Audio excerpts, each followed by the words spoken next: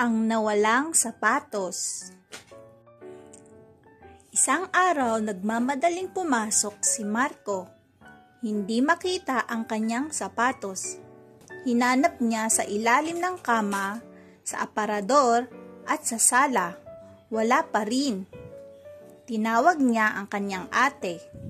Sabi ng ate, nasa likod pala ng pinto ang sapatos. Natawa si Marco at agad sinuot. Nakapasok siya sa eskwela nang hindi nahuli. Tanong sa pag-unawa.